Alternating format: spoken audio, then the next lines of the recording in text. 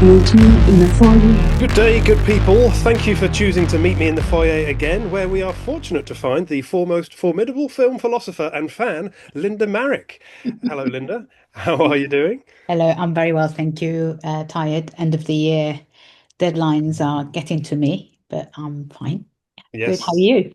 Good not week? bad. Yes, no, yeah, not bad actually. Yeah, and yes, it's nearly that time of year that perhaps we shouldn't name, lest it become even sooner than we fear. Yeah. But yeah, I'm currently using up lots of leftover holiday, so Oh, I've are got, you? That's yeah, nice. got a few days off, which is nice. Mm.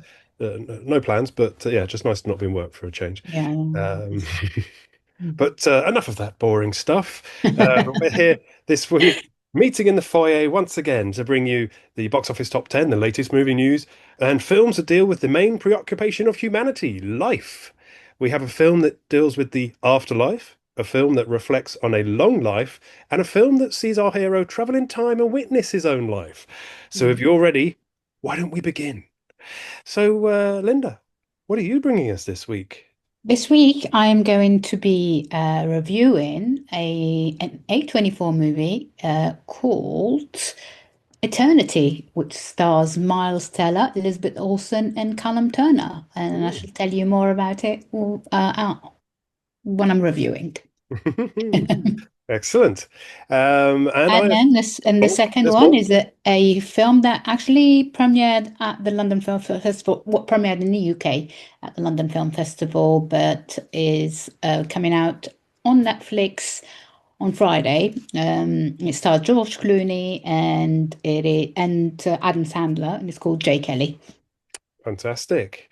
Yeah, been intrigued and looking forward to both of those. So I shall look forward to your review, and perhaps you'll look forward to my review. Who can tell?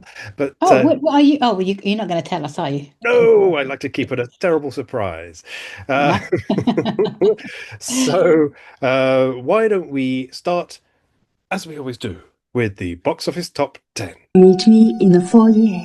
And in the box office top 10 this week, one of those unusual weeks where there's a few non-films.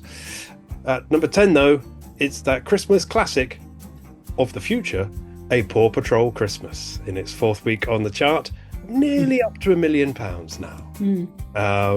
At number 9, perhaps a Christmas movie. I don't know. I haven't seen it. You'll have to ask Linda. It's Predator Badlands, also in its fourth week on the chart. Definitely not a Christmas movie. Although there's lots of nice things about it, you know.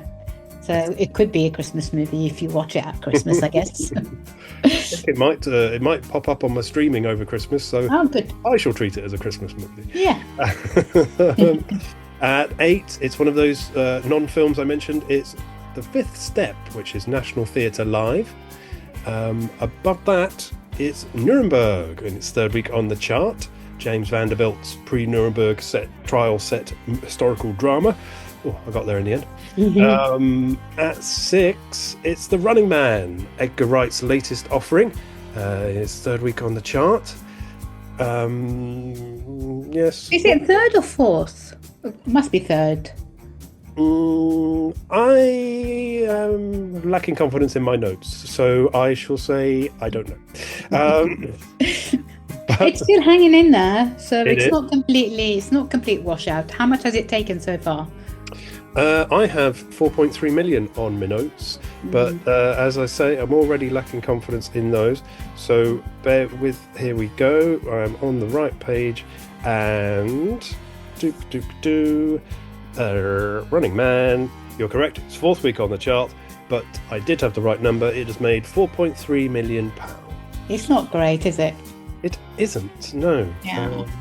Yeah. It's a good movie, though. You know. An interesting study onto why that's not quite captured the audience as one might expect. Yeah. Weird. Yeah, we shall muse on that. But above it,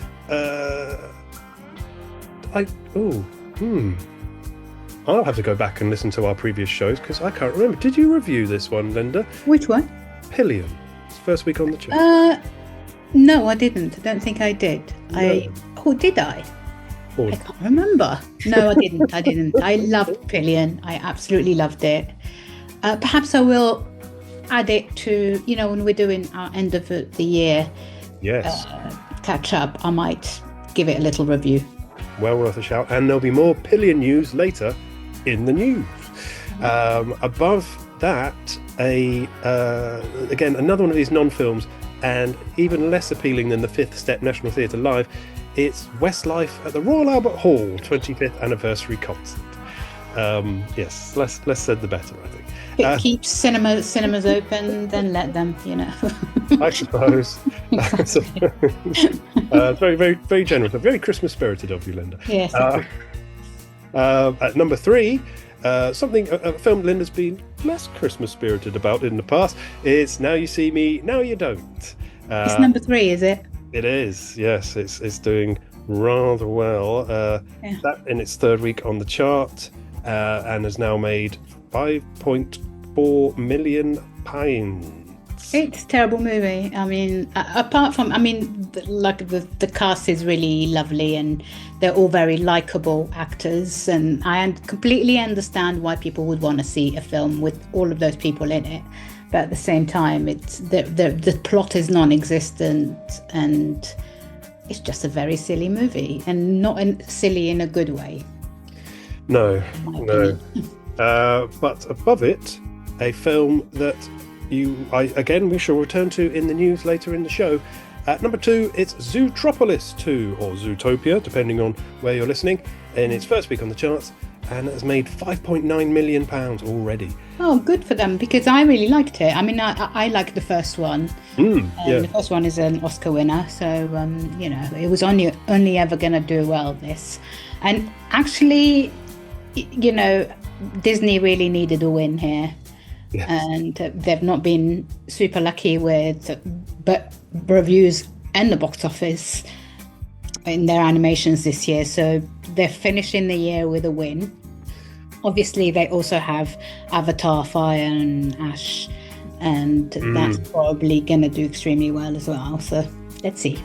Yes, and it's actually the film already in the top 10 highest grossing films of the year, but as I say, we shall come back to that in the news. What did it win the Oscar for, out of interest? Best animation? Did it? If I'm not mistaken. Wow. I think it's best animation. I could be wrong. Won one Oscar for best animated feature. Wow, fantastic. Yeah, I enjoyed that film as well. I hadn't realised it had picked up the Oscar. That wonderful. And above that, another film that is already well into the top 10 highest grossing films of the year. It's, of course, John M. Chu's Wicked for Good, starring Ariana Grande and Cynthia Erivo. Haven't you heard? I'm the Wicked Witch of the West. No good deeds, thousand dollars.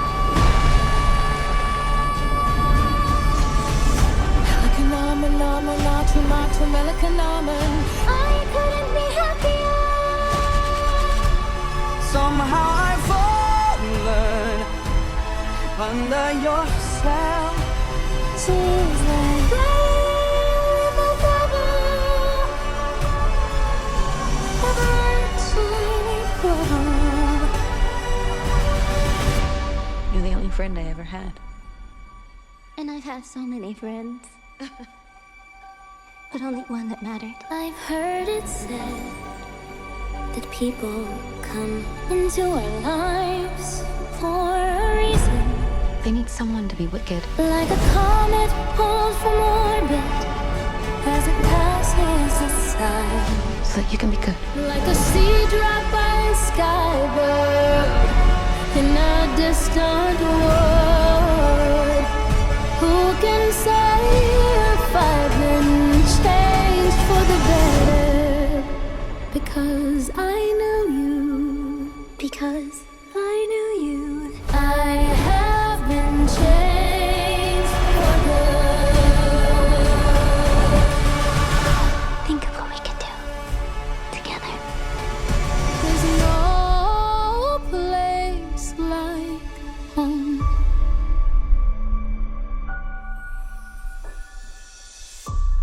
And although I was assured by by fans that, or a fan, I should say, that this was the conclusion. There are already murmurings of further Wicked films in the pipeline. So I would like a remake of The Wizard of Oz, even if some people kind of don't want it. I think I think John M. Schuster should remake Wizard of Oz, but giving it a different flavour, really. But I can't see him having a third Wicked movie. But no, you never know. It might be done with Oz for now. But, oh, blimey, Linda, sacrilegious. Remake with a Wizard of Oz? Well, why not? I mean, they could remake Return to Oz. I wouldn't mind them remaking that. Yeah. No. It'd be interesting, actually. Yeah, let's not give them ideas. So, yeah, that's the box office top 10 this week. Meet me in the foyer.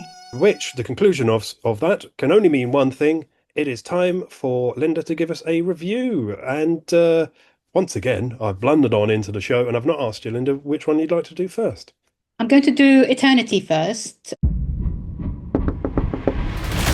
Hey, sweetie. So, I know this is a lot, but don't worry. I've been doing the research. Oh, Larry. What do you mean, Larry? Yeah, well, a lot has happened in a week. You died. I died. I just been reunited with both of my dead husbands. You're exactly how I dreamt you. Ooh. And I have to pick where to spend eternity.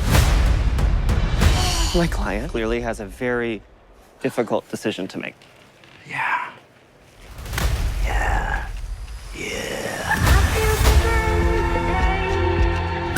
I was married to her for 65 years, and I gave her children. There's nothing more powerful than emotional blackmail, right? Good on you. It kills me that I didn't get to have a life with you, but I thought about you every single day. Oh. I can't fathom a scenario in which this could have got worse. I love you. It just got worse. It just got worse.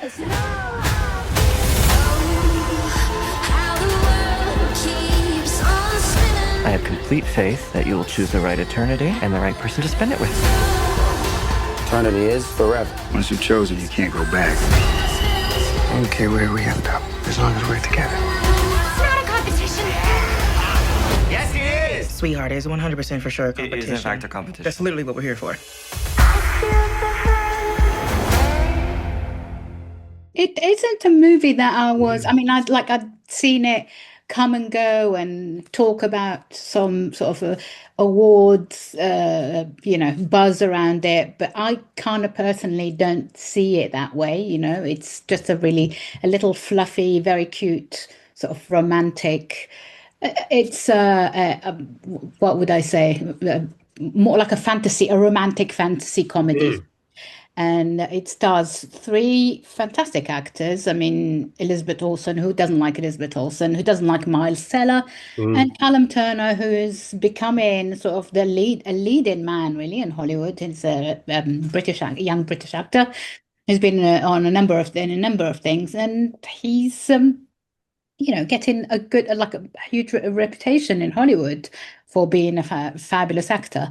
The story, so this is directed by David Freyne, and he co-wrote with Pat Cunane, and it premiered at the Toronto International Film Festival all the way back in September, and it's coming out this week via A24. A24, which is bizarrely, their films tend to sort of go to different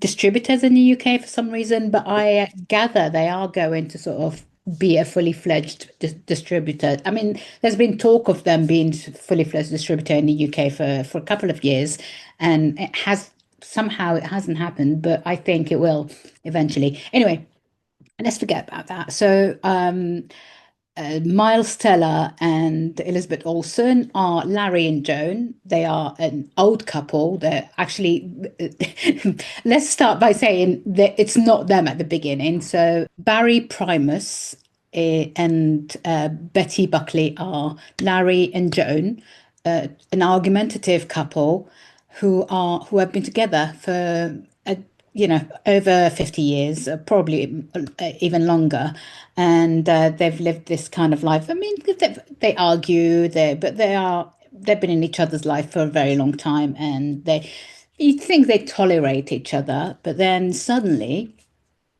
Larry dies. He swallows a bit of pretzel the wrong way. He ends up dead, and they're both like in their 80s.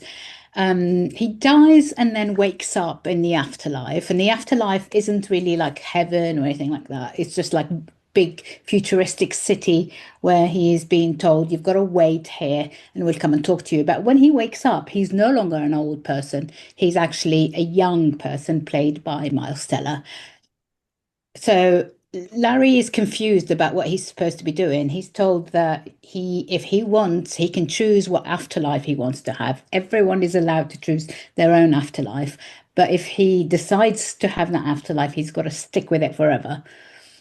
So eventually he says, I'm not going anywhere until my wife, because his wife has cancer and he's just waiting for her to die to join him in the afterlife. For her part, Joan dies of cancer a few months later, like maybe a year later. And she again wakes up as a young person. So the reason why they wake up as young people isn't because they all wake up as young people. It's because you wake up as the happiest you've ever been in the period of time where you were the happiest. And Joan was the happiest at that age, and Larry was the happiest at that age. Meanwhile, on the day of her arrival in the afterlife, Joan is welcomed in by her former husband, now played by Callum Turner. Luke, her former husband, is really good-looking guy, a dreamboat who died in the Korean War, and who she married many years ago. She was with him for a couple of years, and then he died, and she was just devastated when that happened. And then later she met Larry and married him and had the whole life together with him. So she's given a choice who to choose to be in the afterlife with. That's it. That's the setup. And I thought this was very cute. It reminded me a lot of other movies, like Made in Heaven or Heaven Can Wait, all these kind of like fantasy movies, the fantasy romantic movies, that kind of the high concept ideas of who is the most important person in your life when you die? Who would you, like the old age conversation about people who have had more than one marriage. When you die, which one of your spouses are you going to be reunited with? I kind of like that, because it asks questions about the afterlife. And what I also like about it is that it doesn't purport to do anything in a religious way either. It's kind of, the afterlife is this kind of concept that it's almost like a city where everyone is equal, but also there are lots of miserable people, but there are a lot of happy people. And if you ever decide to go if you choose wrong, you cannot go back, and that's the trick. So I'm not going to tell you what she chooses or what she does or what happens in the end, but you can guess, really. I thought this was really well done. I thought MilesTeller, Callum Turner, I think he's like a handsome sort of leading man. I don't really rate him a lot, especially opposite MilesTeller. I think MilesTeller is a much better actor. ElizabethOlsen can do no wrong in my eyes. I think she is fabulous. And it's just a really cute little sort of end of the year romantic comedy that is, if you were going to do like some Christmas shopping and then end up in the cinema afterwards, I think it would be a really good idea. It's also a really nice first date movie. I thought it was perfectly good. It's not life-changing. I kind of like the concept of it, but at the same time, it's a bit silly in parts. There are a couple of sort of secondary characters, but nothing much. It looks cheap and cheerful, put it this way, but I also really liked it. So, yeah, it's not, as I say, it doesn't reinvent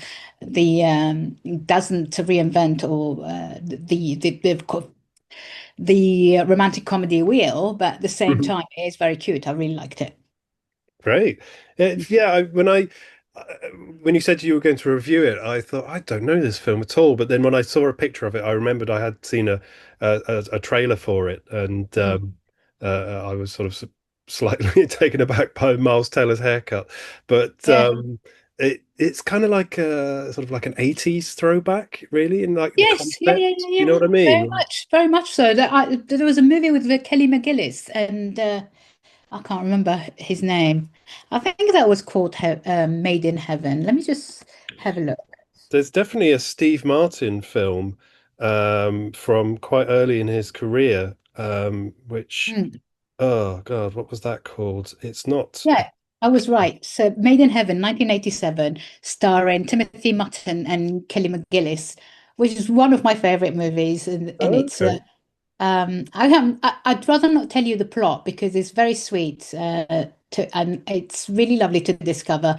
And I actually did manage to find it many years ago, like over the last 10 years, and I watched it again. It has aged quite well, so it's still very sweet and it really reminded me of that. Yeah, and of course there's Heaven Can Wait. Heaven Can Wait, yeah. The Beatty film, and this is annoying me now. Is it? Oh, All of Me. That's what I'm thinking. All of Me, yes. Yeah. Yes.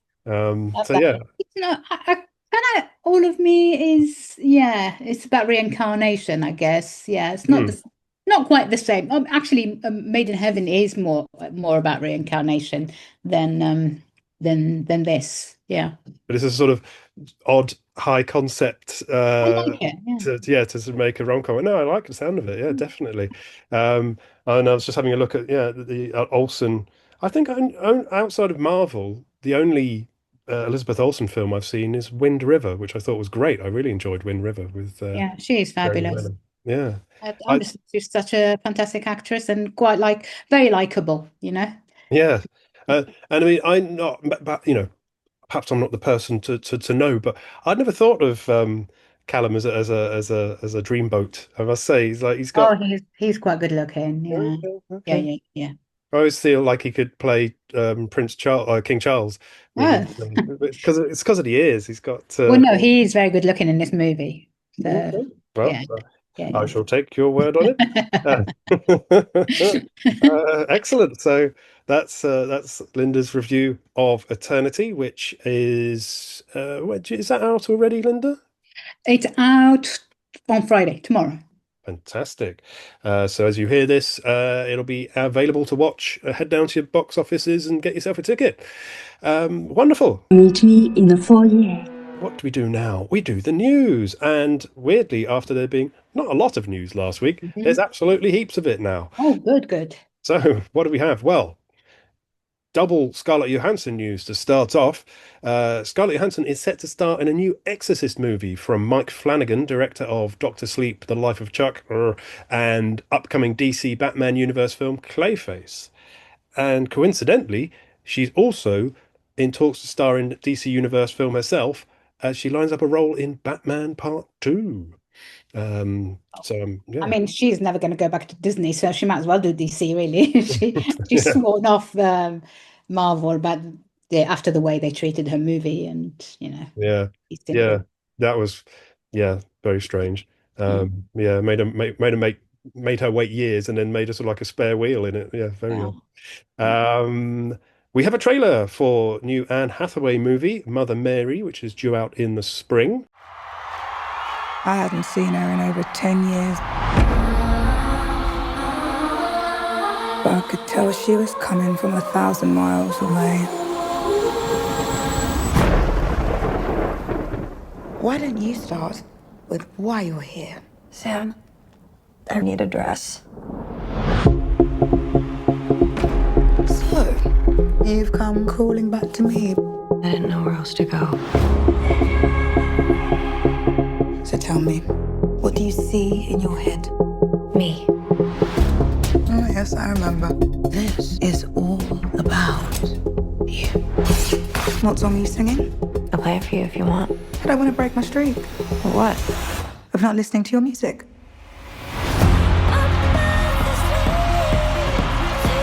didn't mean to cut you out. But you did. You can't really hate me. Oh, yes, I can. Is that what we're doing here? You're making me a hate dress?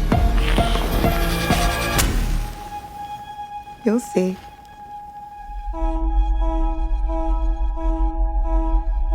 We have a connection. And I can't explain it. You think there's something inside of you? Let's cast her out. Together.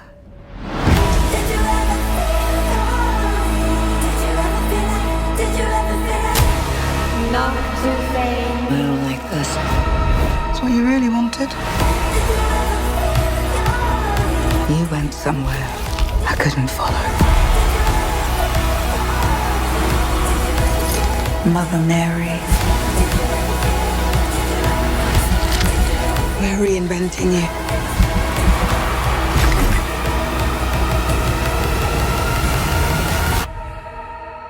There may only be one of us left standing when this is over. I know.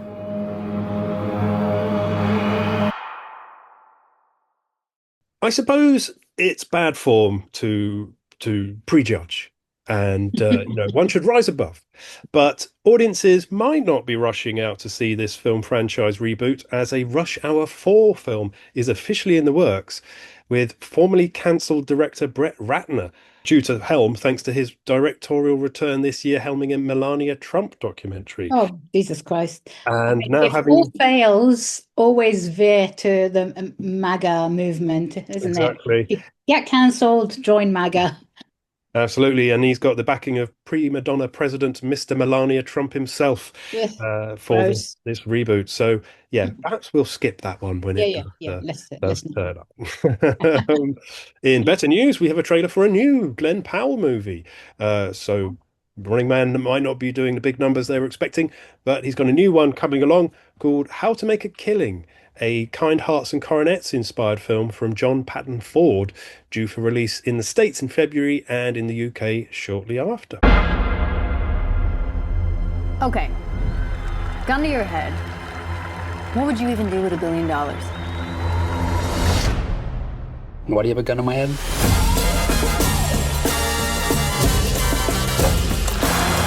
Since the day I was born, my mother told me we were different. Yes, she had been disowned by her family, but someday I would become the sole heir. The real estate, planes, an island or two. Beckett, no way. So are you living in the city now? Yeah, I do. A little outside of it. Whatever happened to the Redfellow family fortune? I'll inherit it. Someday. Well, call me when you've killed them all.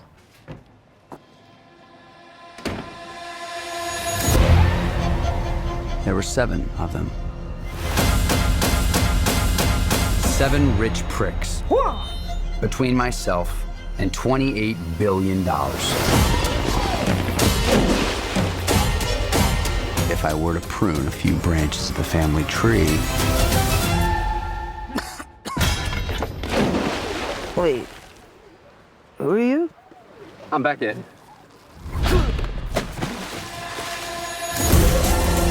Two calls, 2 emails. Been occupied. With what? Occupations. Been working your way up the financial ladder. Filthy business, though. Hope this isn't a bad time. We had an agreement. You don't get out of here until you come clean. Have you heard about the Redfellows? What about them? I wonder who's next. If I were you, I might be nervous. Until then, I'm sure you'll make a killing.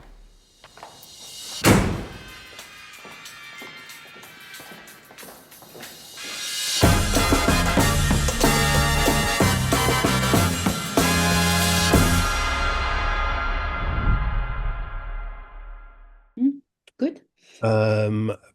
Pillion dominated here it is.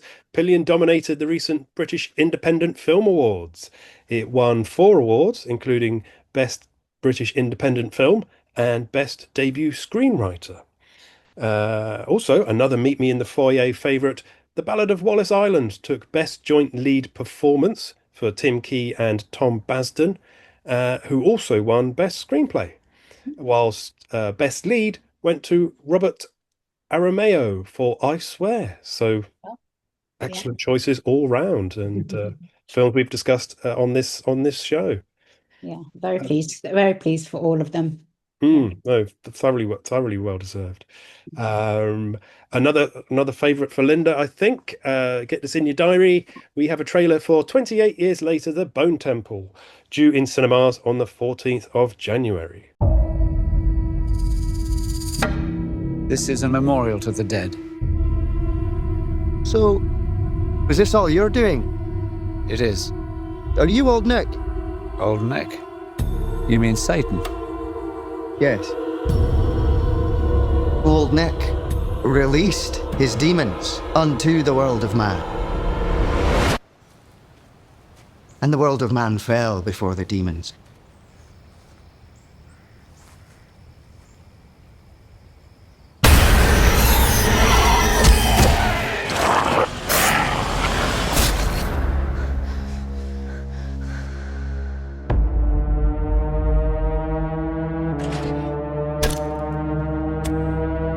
I remember details, events and people. The world had an order. What's your name? Spike? No. I think your name is Jimmy. The foundations. They seemed unshakable.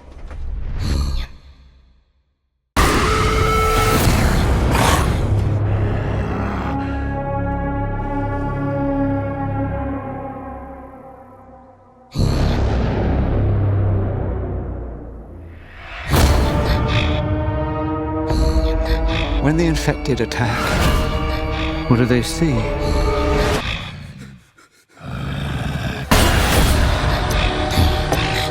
I believe the infection can be treated.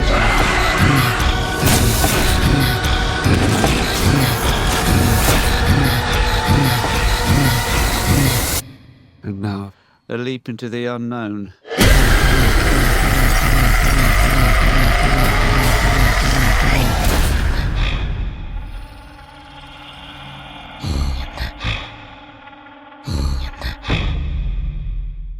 I'm seeing that next week, actually. Oh, Yeah.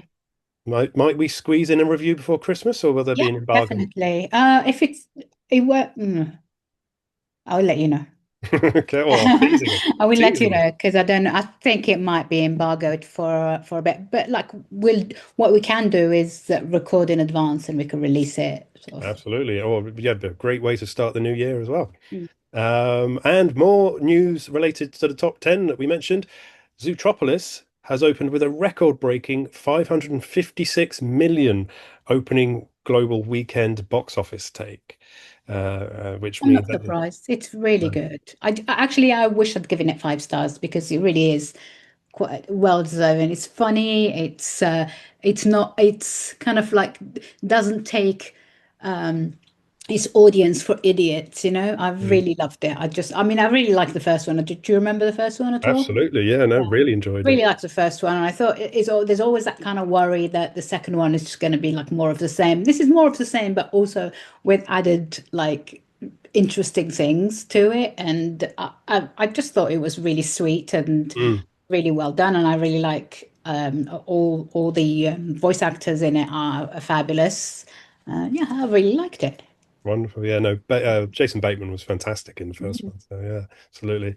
What else have we got? Jordan Peele and Sam Raimi are set to produce a feature adaptation of horror short Portrait of God.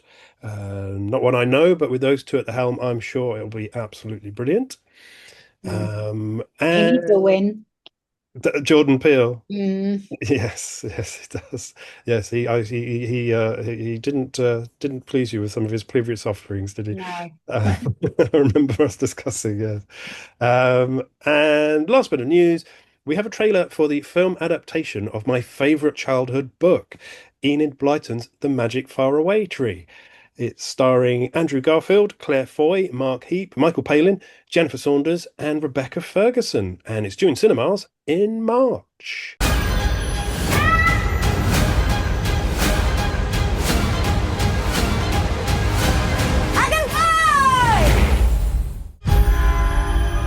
There's this wood where we're going, full of the most beautiful trees. Trees. Literally the most boring things in the world. Will there be Wi-Fi? Dear Grandma, we've become poor and moved to the countryside. Wow, it really is just a barn. With huge potential. Dad is making a fool of the whole family.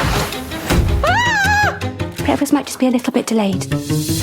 Fran's senses have gone completely. And Joe has got severe withdrawal problems.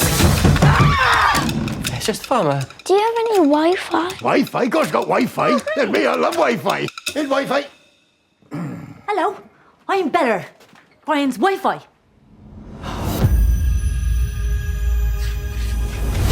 Just remember, don't go in that wood up top. Some folks say it's enchanted. Strange creatures, floaty lights.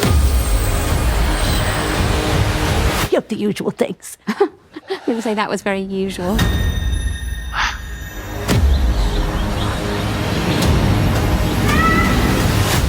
Hello, I'm Silky. Let's go meet the others. That's Moonface. The most cleverest in all the land. This is Saucepan Man. This is Fran. Hello, Stan. He's a little hard of hearing on account of all the saucepans. Mr. What's his name? Mr. Boom Boom. And Dame Washalas. It's the land of goodies today. Would you like to come and have a look?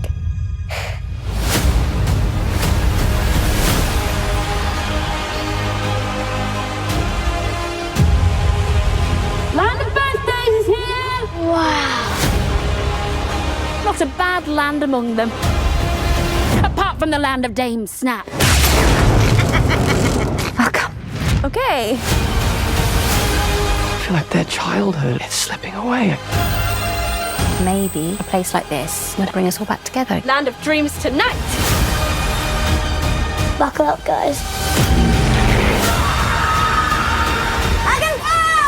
It's amazing. It's all right.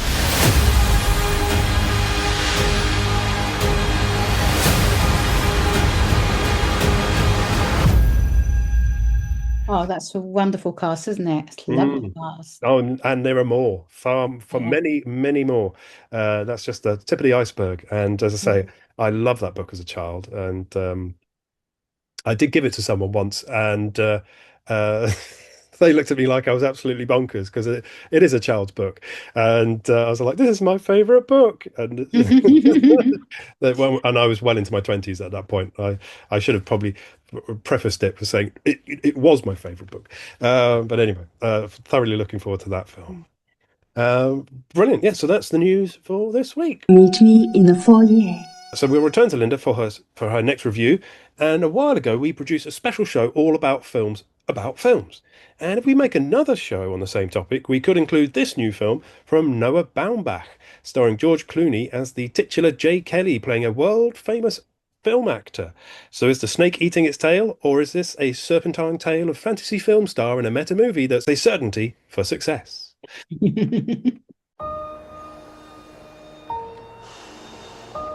JayKelly.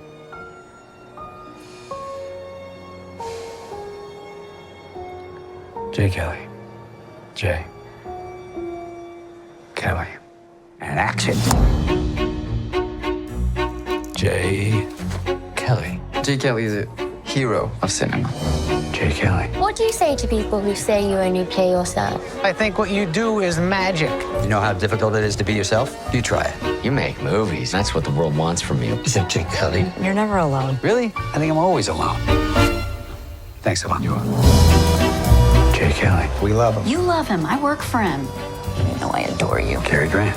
JayKelly. I'm just an actor that got famous. Does none of this mean anything to you? Fuck me. Are you running to something or from something? Yes. JayKelly.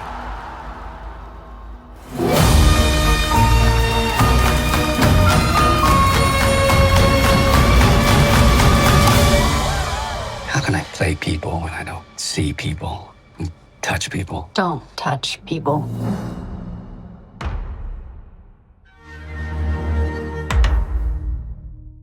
Linda. I'm going to preface this by saying I adore Noah Baumbach. I think he's done some really fabulous movies in the past. He's, he's an actor. He's an actor's director. His special relationship with actors has always been very important to him. He directed Marriage Story, which is one of my favorite films of the last 20 years, I'd say, or 10 years, or whatever how you want to frame it. I just thought I found it absolutely heartbreaking, really beautifully acted, and very honest, and it had two really fabulous performances. The Mayorist Stories, which were absolutely brilliant. Again, nothing fantastic with Mr. Fox, obviously, always on my top 10. I start by saying that, and you know it's coming. I think this is my least favorite Noah Baumbach movie so far. I don't get it. This stars George Clooney. There is a really fabulous performance by Adam Sandler, who is probably a shoo-in to win a best supporting actor in this. But then again, who knows what could happen. There are some again really great performances by George Clooney. We know what George Clooney is like. He's great in this, and the reason I wasn't too enamored with the story or with the film itself, not because of George Clooney or Adam Sandler or Laura Dern even, who is criminally underused in here. Billy Crudup also turns up at a point, and Stacey Keach, who a legendary actor, plays Jay's father, and Greta Gerwig is also here again. Greta Gerwig plays the wife of Adam Sandler character. So JayKelly, Jay is a very famous movie star.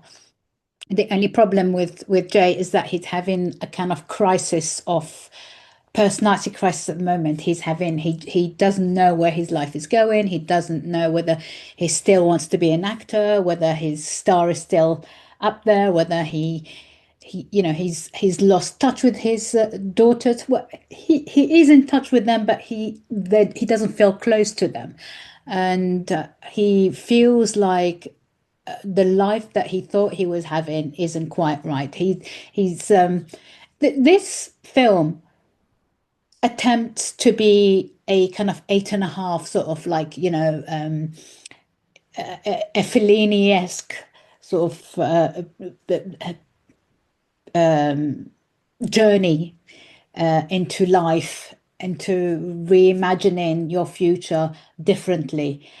However, there are moments where it's so infuriatingly over the top and overpopulated with very, very annoying characters that you feel like, why am I watching this? I genuinely wanted to get up and leave, because I as much as I love every single actor and actress in this, I did not get what Baumbach was trying to do. It's a film about. It's an ensemble cast movie for the sake of it being ensemble cast. I mean, there's a storyline about him going to Italy to receive this kind of best a lifetime achievement award for his acting, and then it turns into him running into people on these sort of trains in the middle of Europe where everyone recognizes him, and it's so embarrassing, cringeworthy.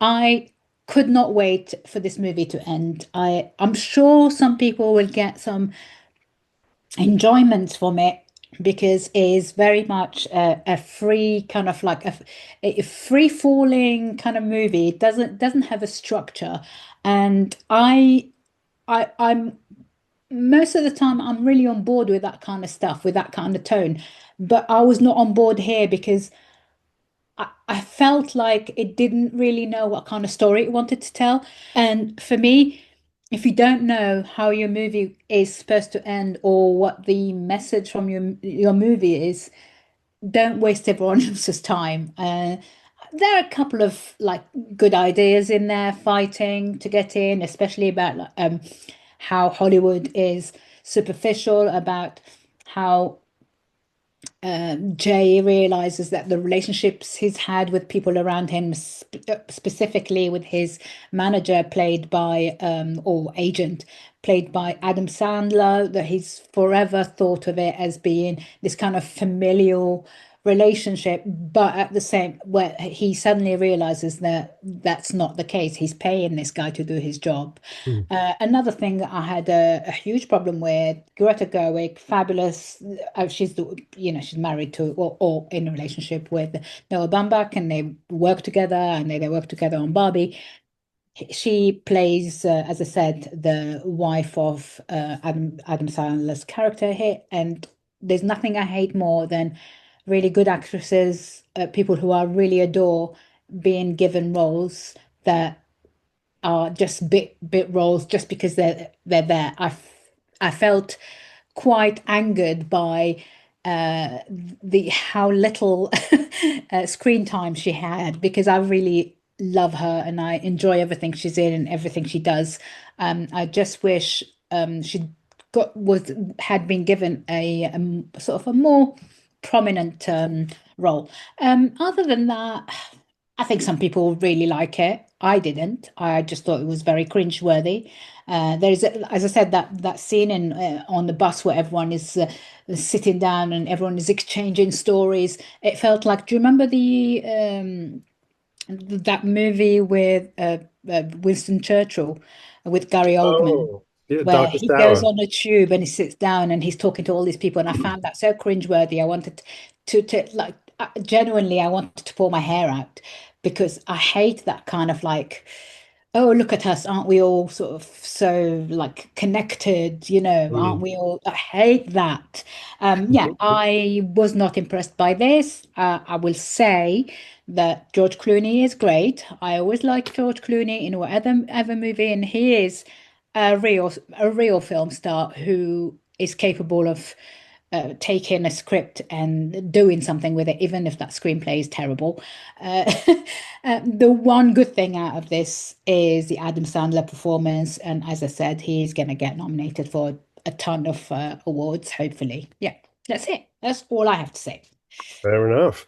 Do you think if the film doesn't do very well, will that harm Sandler's chances, do you think, of winning?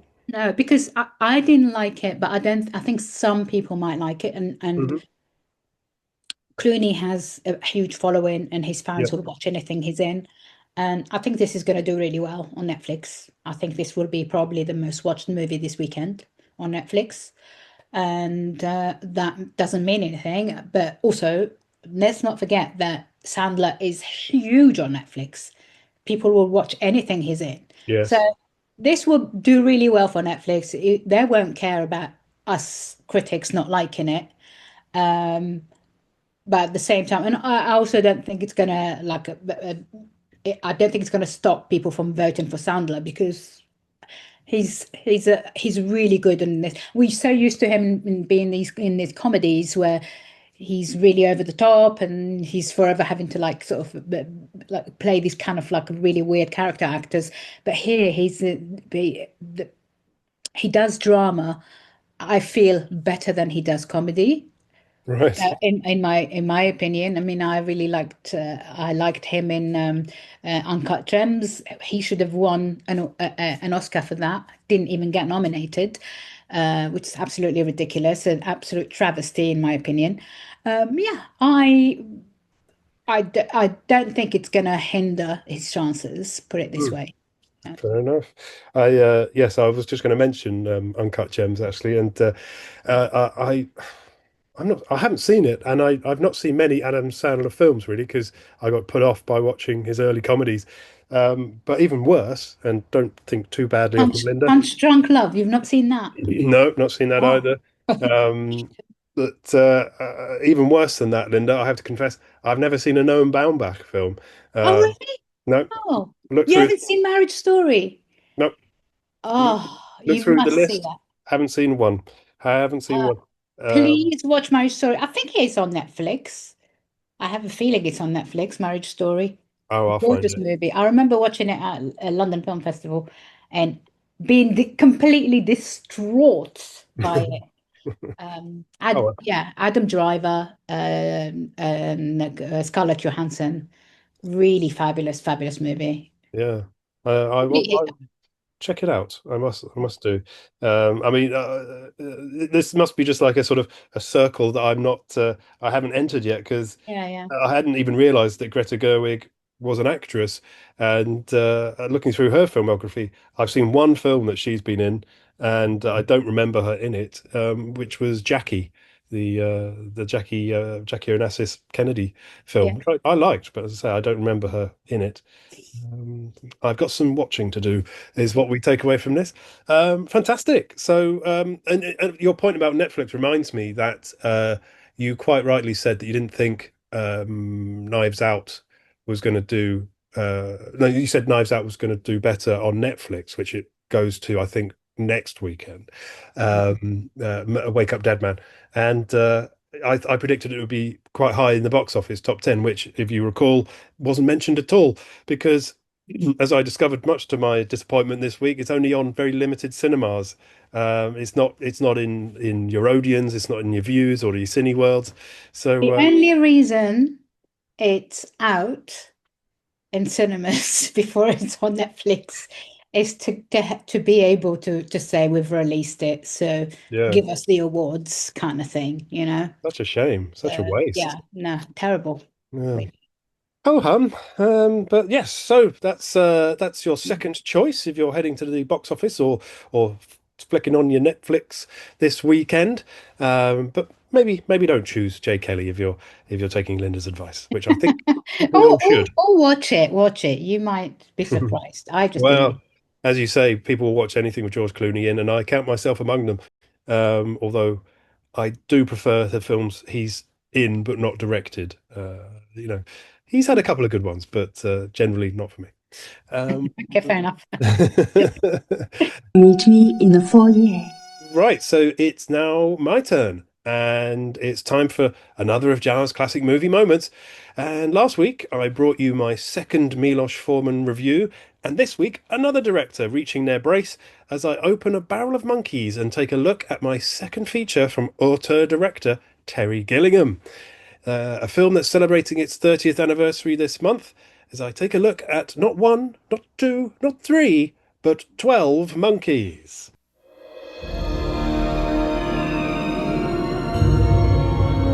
You're a very good observer, Cole. We have a very advanced program, something very different. An opportunity to reduce your sentence considerably. And possibly play an important role in returning the human race to the surface of the Earth.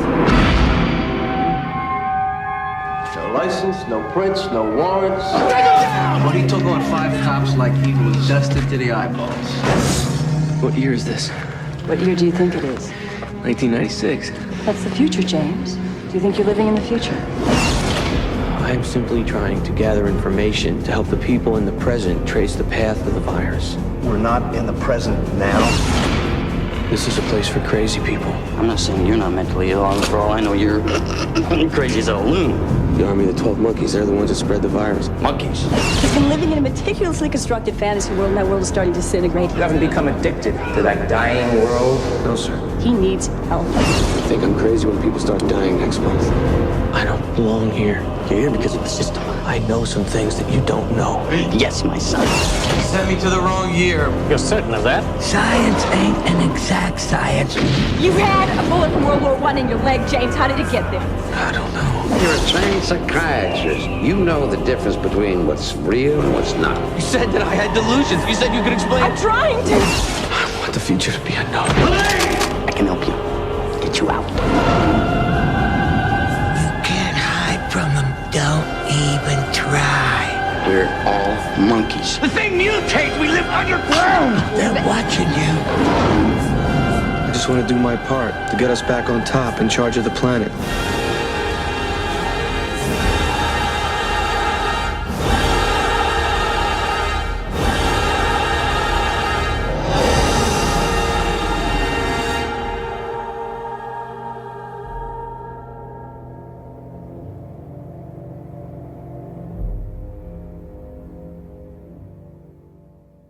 absolutely love that movie.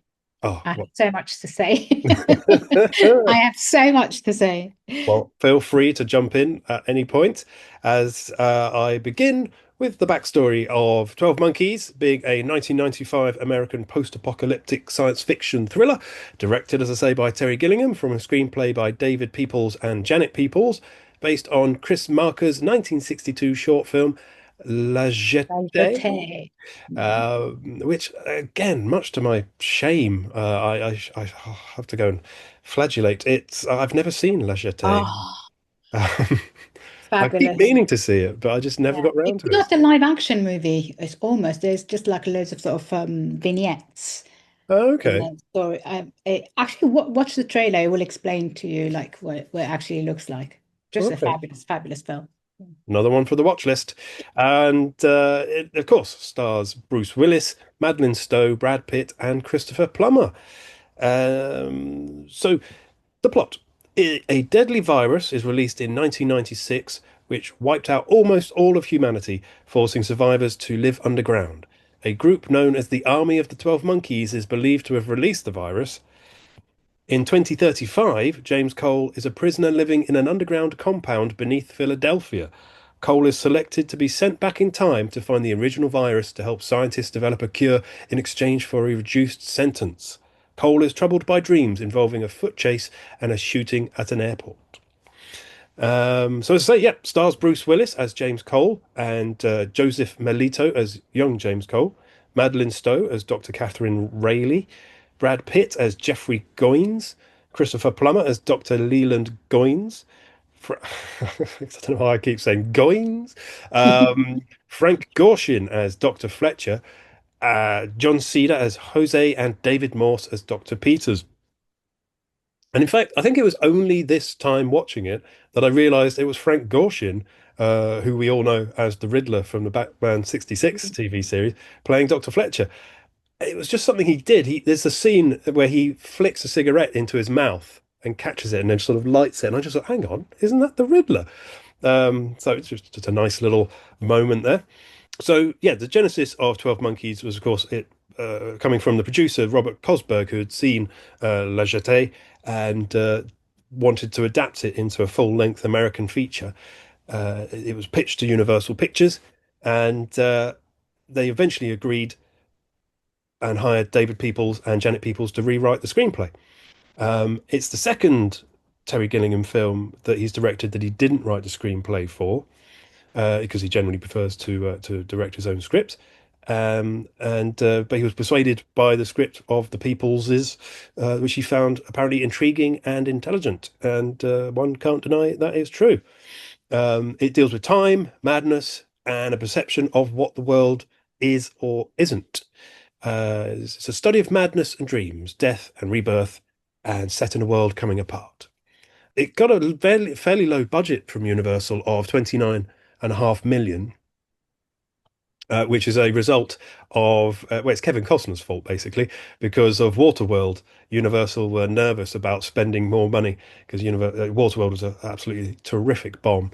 And another film I've not actually watched, to be honest, and I don't think I will. Very lucky. Keep it that way.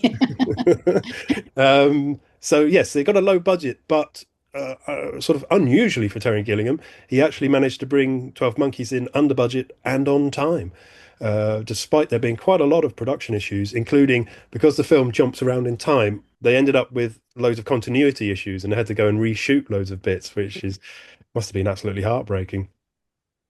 And also, because of the low budget, Gilliam persuaded Bruce Gilliam. to... Gilliam. I know, I always call him Gilliam. I don't know why. It's what it sounds like when other people say it, and I think I've just been too afraid to say it as it's written. That guy, old Tezza, he persuaded Willis to lower his normal asking price, because we're talking about a film from 95, so this is the year after Pulp Fiction, so he is as hot could be at this point in his career. But fortunately, of course, this might be the breakout Brad Pitt film, and so they got him at a very low price, but by the time they'd made it, he had had Interview with the Vampire had come out, Legends of the Fall had come out, and Seven had come out. So he also was as hot as you can be in Hollywood at that point, and it just helped this film absolutely explode. But this film wasn't a success because of it having stars in it. This film was a success because it's so good.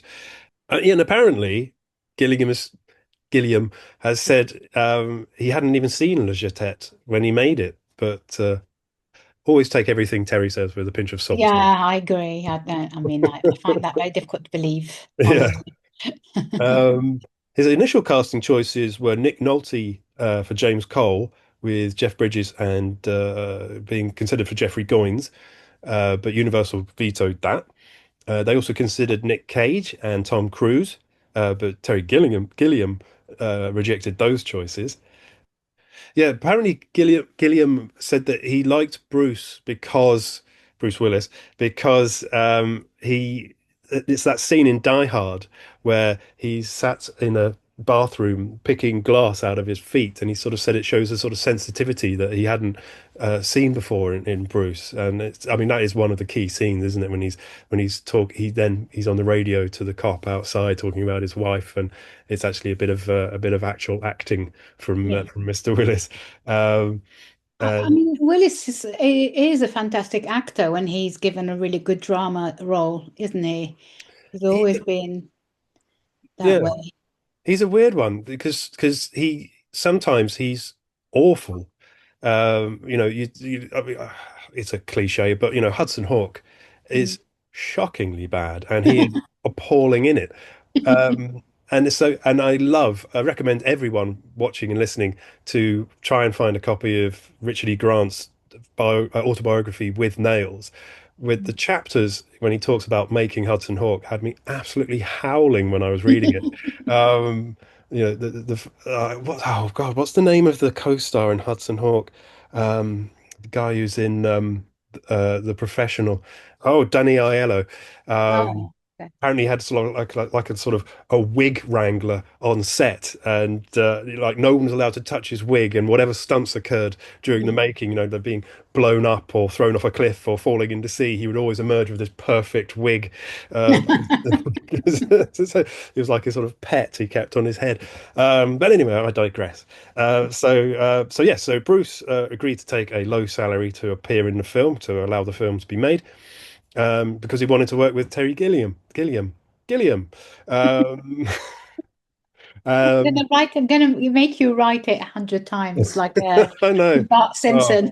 I've got a new word to add to my list of words to avoid. And actually, he only got paid after the film was released. He cast Madeleine Stowe, saying she has an incredible ethereal beauty and she's incredibly intelligent. And those two things rest very easily with her. And the film needed those elements because it has to be romantic. And she is brilliant in the film. Was in Last of the Mohicans, is that right? That's correct. Yes. Another wonderful film, wonderful performance. She's got some, as I say, she plays sort of intelligent but scatty, and strong but fragile, and just a wonderful performance. Troubled. Yes, absolutely. And apparently Gilliam was against casting Brad Pitt because he didn't think he could pull it off, but Pitt convinced him of otherwise, and he sort of basically apparently Gilliam made him give up smoking throughout the period of the film, and that sort of developed this sort of massive anxiety in Pitt, which helped him do the fast talking, nervous, rapid speech. It's always reminded me a bit of Jerry Lewis. I don't know if that's completely random, but just something about his performance reminds me of very early Jerry Lewis movies. I mean, I think it's a career high for Bruce Willis. Outside of Die Hard, I think it might be his best film. And Fifth Element as well. I do love Fifth Element, but I think he's fabulous. Oh, actually, talking of Fifth Element, I spoke to Luc Besson last week. Really? Interviewed him. The interview is up online. Just Google my name and Luc Besson, you'll find it. Just fabulous. I had such a lovely chat with him. Oh, brilliant. I love Luc Besson. I know what I'll be doing after we finish recording. Um, and as I said, yeah, the breakout role for Pitt, shaking off his pretty boy image, um, doing a sort of run of serious films like, he did California, which I feel like is a film that's slightly forgotten these days. And of course, Seven, and then Fight Club, becoming an absolute star. Yeah, I mean, it's got lots of Dutch head camera angles, lots of wide angle lenses. It looks and feels like a sort of a sister piece to Brazil, Yeah. essentially. And a lot of people have called it part of a Gilliam trilogy, although there are a number of lists of Gilliam trilogies in his filmography, which often include the same film. Planetarium, or Dr. Parnassus. Yeah, and Zero Theorem, of course, which fits in it as well. But yeah, there's some lovely directorial touches. The moment where, because what happens is Cole travels back in time, but he's sent to the wrong time, where he meets Madeleine Stowe's character for the first time, and then he's sort of pulled back to his future time, and so he just disappears to the people who are in the time he was sent back to. And the moment when he's in the woods with Madeleine Stowe's character, and he's jumping around in the water in the river, saying, "Oh, I love the air, I love the water, I love the birds," and she's saying, "Just put your hands up and surrender to the police." And she turns around and he's gone. And but the ripples are still there on the water. It's such a wonderful, lovely bit of filmmaking. Yeah, so as I say, it's very similar to Brazil. It's got a sort of steampunk, future retro, archaic feel to it. It's a world where humans, as I say, have to live underground and is ruled by animals. And so you get some lovely shots at the opening of the film where Bruce is sent up to the surface to explore and try and find some sort of bacterial evidence of what happened and what they can do to solve it. The film's score was composed and arranged by English musician Paul Buckmaster, which surprises me because it's got a very French feel to it, which I assume is a sort of tribute to La Jetée, and it's based on an Argentine tango, apparently. And of course, what also struck me was that the accordion use, which gives it the French feel, always says to me circus, and circus means madness to me. So again, it kind of ties in with the themes of the film. Again, going back to Brazil, also has that kind of Brazilian samba sound. Yes. With the main theme. Yes, that's true. That's true, actually. Yeah, absolutely. I'm gonna have to watch that again now. So yeah, so as I say, Cole has been thrust into a world he doesn't understand, and he's confused by the world because it's so different to the time he's from. It's not said in the film, but apparently his time is 2035, and he's trying to go back to 1996, I believe, but he actually ends up in 1990. So he's what, 45 years in the past. Gilliam said the film's very much about the 20th century's inundation of information and the deciphering of all the noise and imagery around us, which seems to have become even more relevant these days. I mean, 95, you're talking really pre-internet and pre-mobile phone, and just the world's become noisier and noisier and more confusing. So yeah, he's again, Gilliam is just ahead of his time, as always. It's got references to time travel, of course. Monkeys are scattered throughout the film. Brad Pitt's character, is always making little references to monkeys throughout it, and you get sort of cartoons appearing, like the Woody Woodpecker cartoon, a time tunnel. Marx Brothers Monkey Business appears at one point. Yeah, just all these little Easter eggs, clues. I don't know what you'd call them, and you get classic Gilliam touches. Like there's a scene set in a theater. In fact, there are two scenes set in a theater in this, thinking about it now, because there's an empty theater that they go into where the homeless people are, and then later on there's a theatre where they watch a film. And of course, you get theatres in Dr. Parnassus that you mentioned, Baron Munchausen, and Time Bandits. And he also seems preoccupied with the homeless and the mentally ill. Again, you see Fisher King, Munchausen again, Parnassus again, Zero Theorem. They all sort of cover those elements. And yeah, I mentioned there being a second theatre where they watch a film. Later in 12 Monkeys, Cole and Rayleigh, Madeleine Stowe's character, they go and watch a film whilst they're on the run, and they go and watch Vertigo. And then there are moments that they basically, so that yes, there's a key scene in Vertigo where Judy and Scotty are in the woods, and there's a cutout of a redwood, and she counts the rings back through history and says, "I was born there, sort of centuries ago." And that, of course, that links very well with 12 Monkeys and Cole traveling back in time and witnessing events and such, but I won't spoil it too much. They knit closely together, and you even get a bit of Bernard Herrmann's score in this. And then Madeleine Stowe's character turns up actually wearing the same jacket and wig as Kim Novak. So yes, as I said, some people have said this is part of a Gilliam trilogy, along with Brazil and Zero Theorem. And they do make a good. I actually watched them back to back last year. It was fun. Okay. Yeah, I'd love to do that actually. That sounds.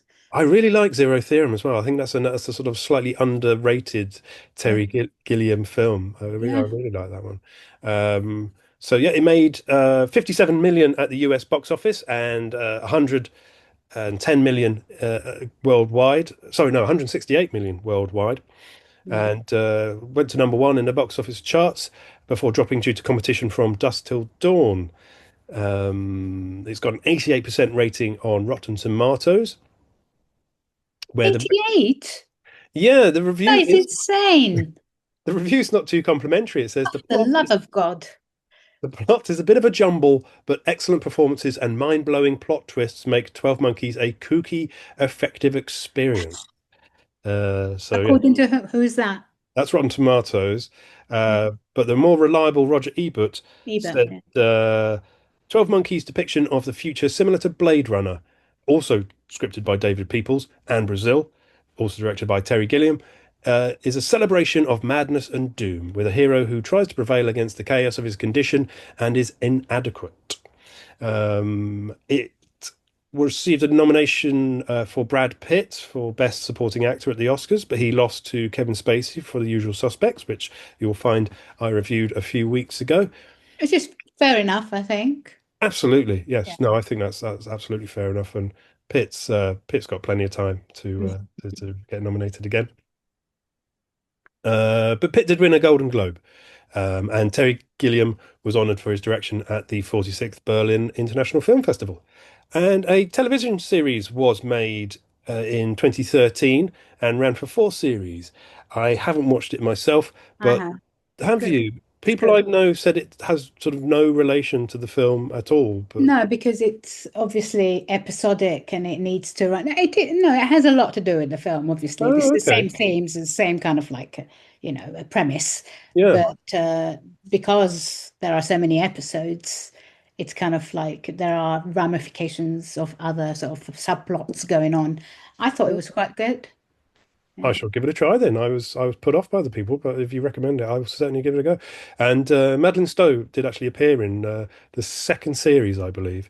Oh, right. But she's the only member of the cast to appear in it. So yeah, just to conclude, I love the fact that Bruce Willis's character, because he travels back from the future, his mindset is you can't change the past, you can't change anything, which is a crucial theme in the film. So he's totally ambivalent to the coming apocalypse. He keeps telling everyone that it's going to happen, and they'll say, multiple characters say to him, "Well, what can we do?" And he's like, "Oh, nothing. I'm just here to get information." He keeps saying, it's a film that feels slightly different now we live in a post-COVID world, I've got to say. Because back when it came out, when I first watched it in one of those summers where I saw all these amazing films, people talked about a sort of a global pandemic, but it hadn't happened, so you never really fully believed it. So it does feel a bit different now. So it feels like a film about the fragility of life and the futility of attempting to control it. And it sort of asks the question all the time, is Cole mad or is everyone else mad? And it's just sort of context, really. But what's, of course, one of the nice gags in it later on is that when Cole travels back to the future, he starts to believe that that's his madness and none of it's real. And then, but to get himself sent back into the past, he has to convince the doctors that no, that was just nonsense, and now he believes that they're real, and the past is the madness. It's brilliant. It's Terry Gilliam. It's wonderful. That very concept there was revisited in Buffy in a really good episode in Buffy. Now, what was it called? One of the best episodes in Buffy, where Buffy wakes up and she's in a mental asylum, basically, and that rings a bell. There is this kind of like there's a doctor trying to convince her that all her life as a vampire slayer, as a slayer, is a delusion. Yeah. And then she has to make the decision to stay in a life where her mom is still alive. And fabulous episode. I can't remember what it's called, but someone will correct me, I'm sure. Yeah. Oh, it's been donkey since I watched Buffy, but it was great. Absolutely great.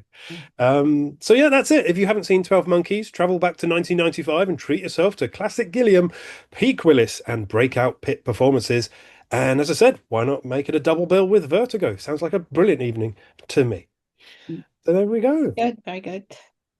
Oh, what a wonderful film. I mean, yeah. Well, I might go watch it, actually. Yeah. I feel like the 90s are slightly maligned as a decade for film, but they were amazing. All these fantastic films. If I didn't have so many reviews to be writing, genuinely, I would go and watch every single movie from the night, but I can't. Sometimes I get so frustrated because I have to watch films for work, and then there are films that I really want to see that I have to sort of or rewatch that I have to put back in a back burner just because I'm so busy. But yeah. No, I mean, I'm not as busy as you, but I know what you mean, because there's some new films I desperately want to see before I make my films of the year choices, and I'm so busy watching films for radio shows that I haven't caught up with them. Although I did watch Weapons last weekend at last. What's up with that? I'm actually quite surprised you watched Weapons. Well, I felt it needed to be seen as yourself and a friend. Love it? I did not. No. It just doesn't do it for me. It's a horror film. Oh, you don't like horror? Fair enough. I just sat there thinking it's really well made. I could tell that. The structure, I love the structure. I thought the structure was brilliant. But yeah, after if you don't like that kind of thing, then yeah, fair enough. I mean, about halfway through, I thought, yeah, it's a horror film. It's just not for me. But there we go. So yeah, that's it. That's enough self-reflection for 1 week, I think. Now we've got to travel back in time to our own time and our homes, of course. So hopefully that hasn't felt like an eternity, but just the right amount of informative entertainment to keep you satisfied for 7 days until we can meet again in the foyer. So thank you for joining us. Thank you, Linda, of course. You're very welcome. Wonderful reviews and some great chat. And take care, everyone, and we'll see you again soon. Adios. Take care.